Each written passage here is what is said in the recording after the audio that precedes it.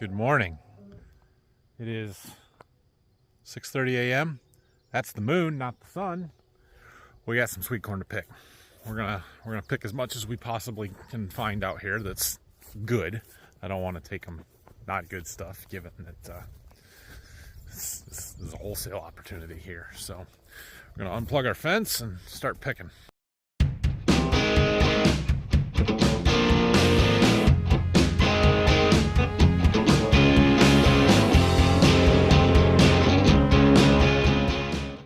There's so much corn. All right, so I've got a basket full here. I have picked through the first two rows from kind of down there where my truck sits to this pink flag here. This is the fourth planting, and it is just now pollinating. It is not ready. Thank goodness. So let me show you what I've gotten out of two rows. Yeah, those two white tubs there, there's 6 dozen in each. That's 12 dozen of corn right there from two rows. Oh man, you guys know what's not fun?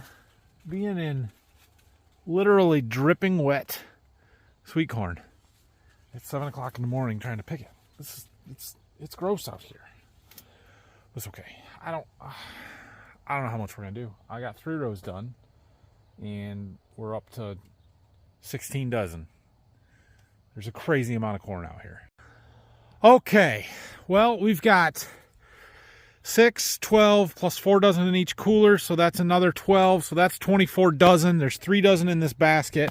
I picked the first 4 rows, so there's double that out there. I also, in my second planting here, the back 4 rows have not been picked through, and so that's where that 3 dozen in the basket came from. I'm gonna take it to them and say, hey, is this stuff okay, or is it a little bit too ripe? And we'll go from there. So there's double this much corn out here at least. I could pick another 25 or 30 dozen. In the garage? My helpers made it out this morning already. No, he's gonna park in the driveway. I am, and I'm gonna take you guys in the house, and then I'm gonna go deliver this corn. No, you're not delivering corn. Yes, I am. All right, 27 dozen ears of sweet corn delivered to the neighbors who have a farm stand and go to the farmers markets. So I know this is too late probably by the time you're seeing this, but if you are local and you're watching this on a Saturday morning, you can go to the Hillsdale Farmers Market tomorrow. Well, it'll be right now, but yeah, it's tomorrow, and get some of my sweet corn. So enjoy. Okay, now that the sweet corn is picked, and well, we're gonna go do some mowing. Got a few more filter strips that I want to touch up. We're not going to do the whole things, but we're going to touch them up a little bit. And I don't know what all else is going on today, to be perfectly honest. Brock was having some transmission overheating issues yesterday, it sounded like. Well, the sight gauge down here is empty, so we're adding some hydraulic oil. Hopefully that'll solve it. I'm gonna assume that was our problem. That took 5 gallons to get it up to where it should be. That's not good. Now we'll go mow and see what happens, see if we get any codes. Okay, so we've got a little bit of a filter strip here. We're not gonna mow the whole thing, but we are gonna make a pass along the beans all the way around as much as we can. And right up here in front of us, that light green spot, is some willow trees that are starting to grow. That I don't want them there. I hate trees. Quote it. Anyway, so we're gonna knock those down before they get too big. You'll notice over there's more. Those are getting to the point where they're too big for me to get through. Problem is they're in a wet spot that I just can't. I could never get to them to get them knocked down, and well, now they're there. So these ones we can get to for the time being. I don't know if we can get all the way around this wet spot or not. You can see we've got some water up there, so we're gonna have to be a little bit careful here. We do have a front wheel assist on this tractor, so you know we won't get stuck as easy as we did the other day with the 4440. Yeah, buddy, this stuff. Ooh, this makes me nervous. I don't know how wet it is. There's water right there, so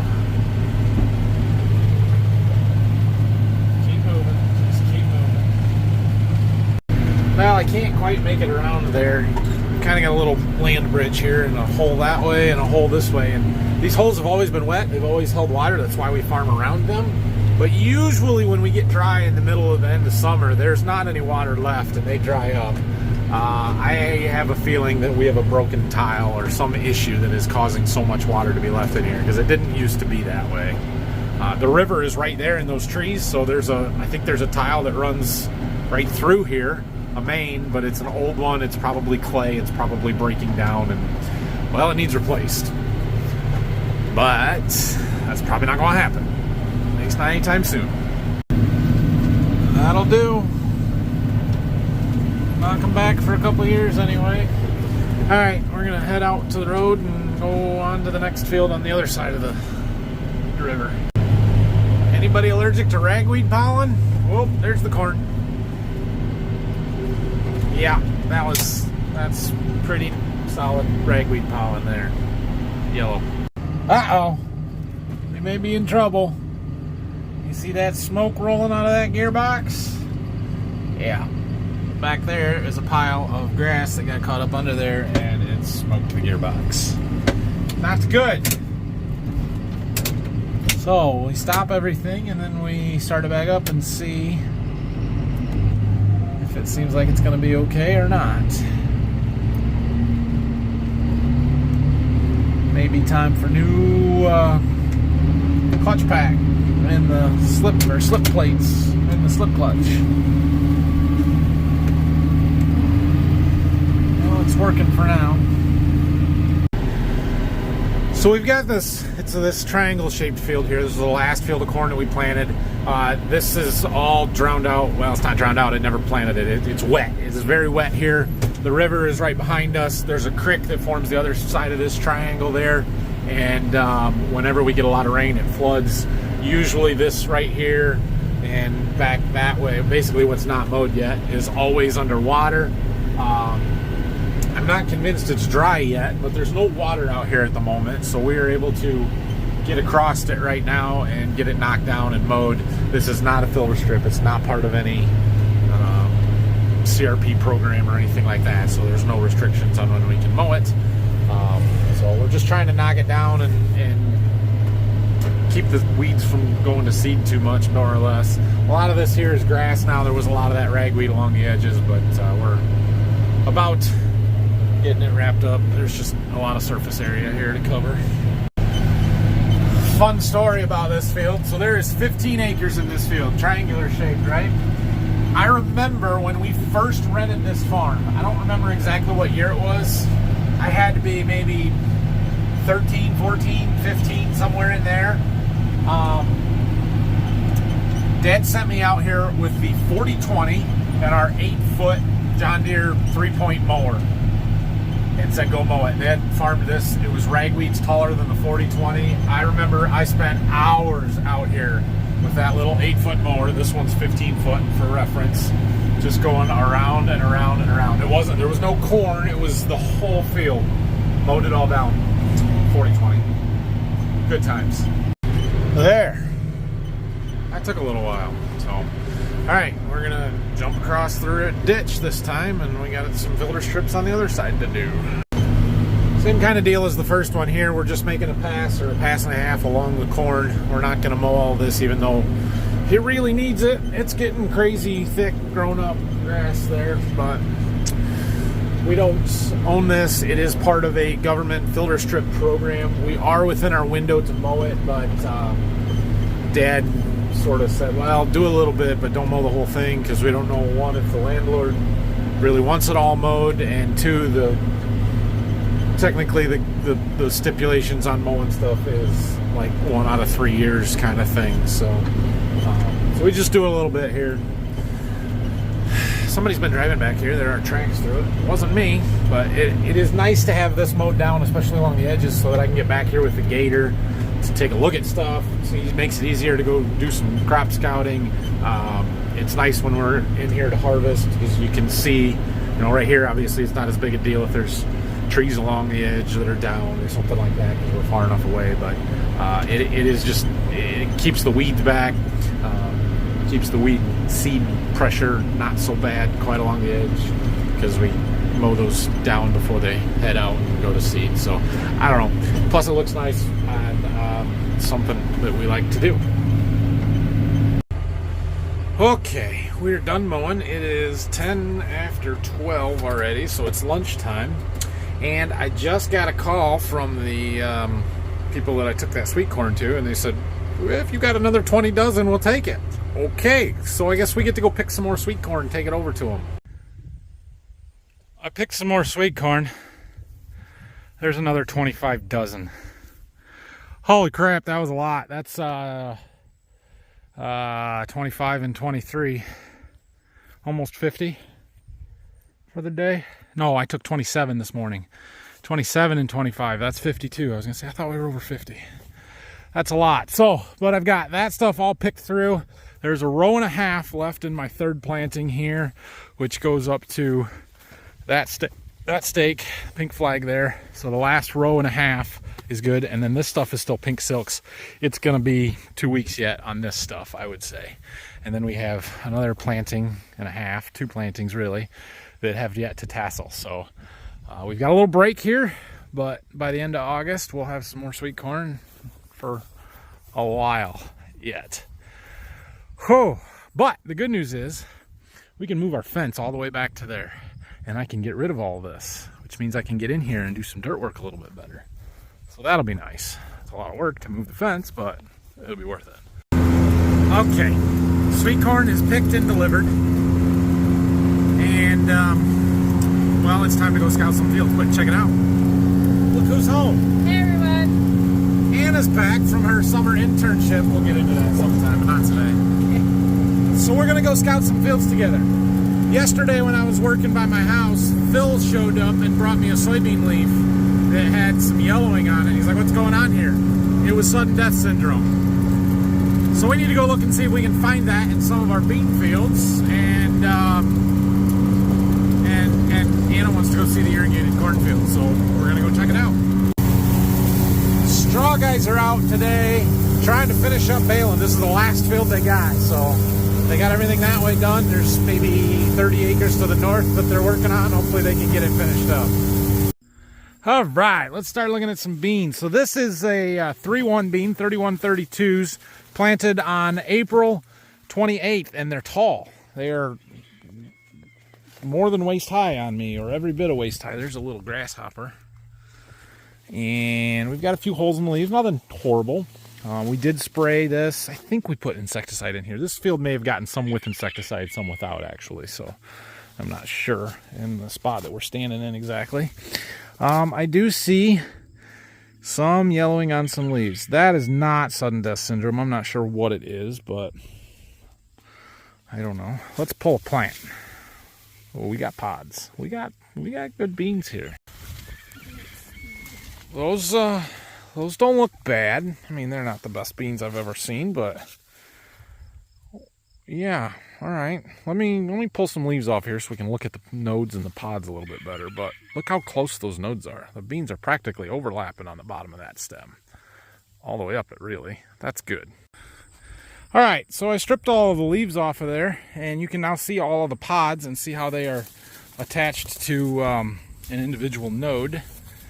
So every one of those spots where there's a branch or pods is considered a node. And what I like to see is clumps, 4, 5, 7 pods on a node. And I like it when they are really close together and you just get them stacked up. So I've kind of got a theory that counting the number of nodes will give you a good indication on how good your beans are going to be. If you can push over 20 nodes with beans on them, yeah, you got good beans. If you're under 15, you probably have crappy beans. We seem to have a lot. I mean, they start, there's no pods on this one, but there's a branch with pods on it. So 1, 2, 3, 4, 5, 6, 7, 8, 9, 10, 11, 12, 13, 14, 15, 16, 17. Which, I mean, that's good. They look good. They're not great. They look good. Don't see any 4 bean pods on here. Lots of 3s, couple 2s. We don't like 2s. We don't like 1s. But they yeah, I'm calling it an average bean. It's not super impressive, but it's not terrible. All right, so these are not our beans, but this is where Phil pulled the leaf from. And what I am almost positive is sudden death syndrome. So I don't know what variety this is. They were planted in May sometime, not super early, but not real late. They did spray them recently. It's possible that it's herbicide damage, but I don't think so. I mean, I might send a picture to my agronomist and see what they have to say, but it looks like SDS or potentially brown stem rot to me, which is a bad deal. And this is a fairly large area that's starting to see it here. Usually you get it in the wet spots when you plant early. So hopefully we don't see it show up in our fields at all. All right, well, we're up in our irrigated field, and honestly, it's starting to show some signs of stress a little bit up on the sand ridge there. It's time to start the water up, probably tomorrow morning, but then you look right here and the ground's still moist on top, so it's kind of conflicting, but that's in the shade all day. But so is all the ground out in the field, but the corn's sucking the moisture out. I don't know, but we're going to go out here and do a stand count and pull an ear and do a yield check, kind of like we did yesterday, and let's see what we got. All right, we are counting ears here. What'd you get? 40. 40, and I got 37, so we're going to call that 38,500 average population. Okay? Pick a number between 1 and 40. 21. 1, 2, 3, 4, 5, 6, 7, 8, 9, 10, 11, 12, 13, 14, 15, 16, 17, 18, 19, 20, 21. This is going to be our average year. I should do more than one, but we're gonna take this one. You can pull another one. You picked a bad ear. You can pull a different ear. It's not impressive, but we're gonna count it up anyway. 110-day corn, Denton. All right, count how many rows around are on that ear.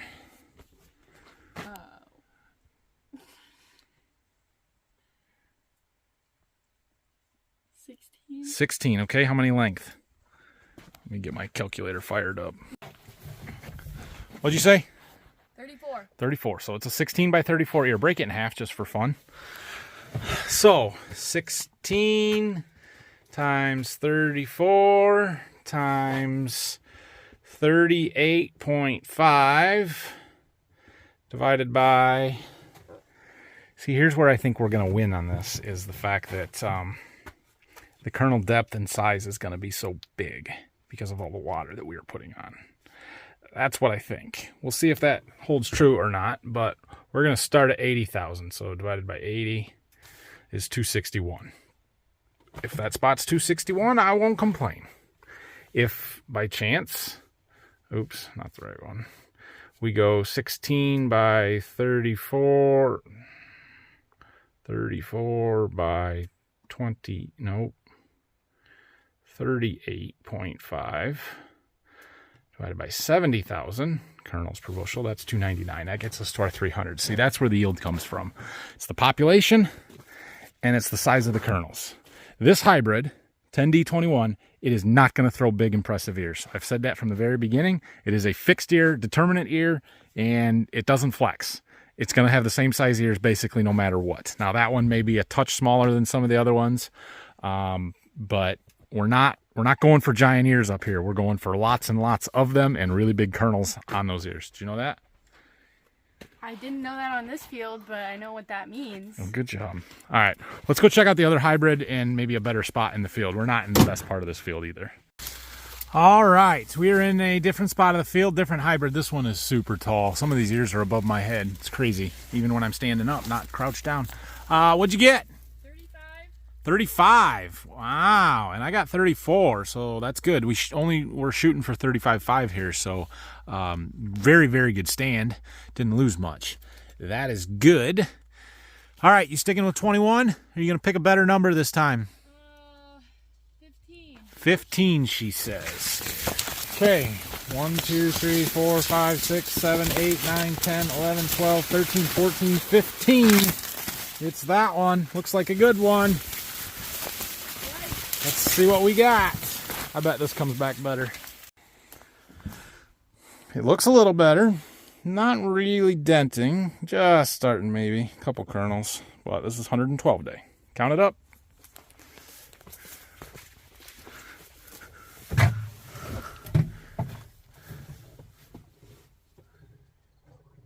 15. No. Agronomy lesson time.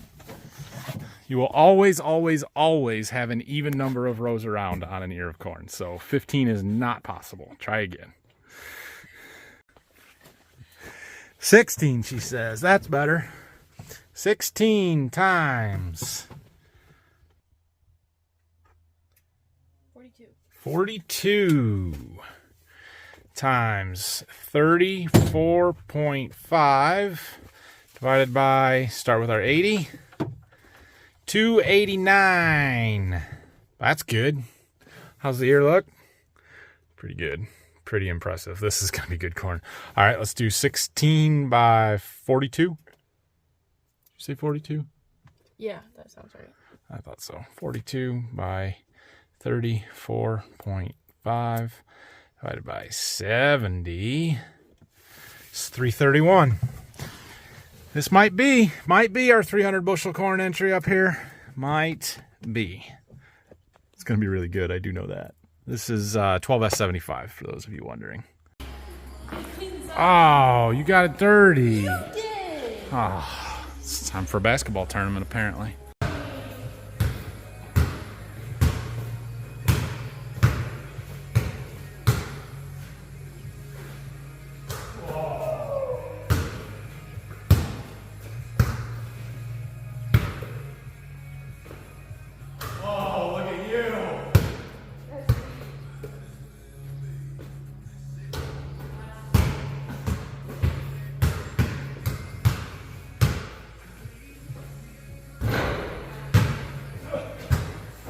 Okay, basketball playtime is over. We are going to get ready to start the irrigation up though. It's dry enough up there and stressing that I think we need to start it up tonight. So there is a 40% chance of storms tomorrow night and a 30% chance of rain on Sunday. So it is possible that it's going to rain soon. I hope that it does, but I'm not going to take the chance that it won't. So we're going to get the irrigation started up. And if it rains, we'll just shut her down. That would be best case scenario, right? So while I got Anna here, she's going to help me. We're going to take the 4440 up there. We're going to get it all set up and pulled out for a run tonight, and we aren't going to start it. Then I'll go back up and start it at 10, 11 tonight so that it'll be done first thing in the morning, and we will go from there. So yeah, it'll work. Thanks, Anna. You're welcome. She's got to go. We're going to go back up and get that irrigation gun pulled out and ready to go so we can push the button later, and then we're going home. We're gonna pull up to this lane and pull that way. We really have one more pull where we're setting to do, but it's the one behind the house. It's a short pull. I don't have time to get it done before the overnight, and I don't want to do it overnight because it's a short pull. So we're gonna skip that one for now. We'll keep going that way. I'm focusing on this side anyway because that's my corn growers entry, so that's where I really want to keep the water going. I've got this half of that block watered. I'm going to do this other half here, and if it doesn't rain and we have to keep going through the weekend and next week, then we'll turn around and come back here and work the other way. All right, we are ready to pull it out with the 4440 here. This tractor, perfectly capable of making this pull. It's not as nice as the 7520. I mean, it popped out of gear there, but it does not have an IVT in it, and so it's a little bit harder to get a nice, smooth, even, easy start, and it's not as adjustable in your speed control. And when you're pulling this out, you want to be nice and gentle, especially when you're slowing down. You want to slow down gradually and not just stick the clutch in and stop. So we can do it. I'm a good enough driver to figure it out. I mean, barely, but we'll get it. All right, we're all set up and ready to go.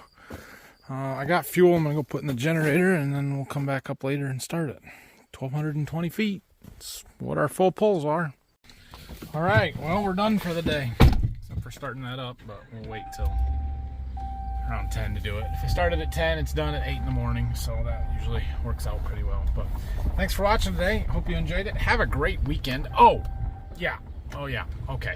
So, tomorrow happens to be the local plow day, and the plow day is kind of, I owe a lot of my channel success to it, because before I started making these narrated style videos, I posted a video of a big bud pulling a 21 bottom plow at the Waldron plow day, and that video has 5.5 million views, which kind of got me started, honestly, or it got my channel big enough to do something. And so that is tomorrow. I have no idea if that tractor and plow is going to be there or not. It'd be awesome if it was, but we'll go check it out. So I will probably be making a video tomorrow. May even take the drone. I may take the drone up to the irrigation field and film some of that too if we got it running, because it's way taller than the last time we were up there. So we're gonna get drone batteries charged up, and we'll plan on doing that tomorrow. Anyway, I am going home. Thanks for watching. Hit that like and subscribe button. If you have any questions and comments, feel free to leave them down below, or don't. I don't care. And we'll see you guys again in the morning. Thanks for watching.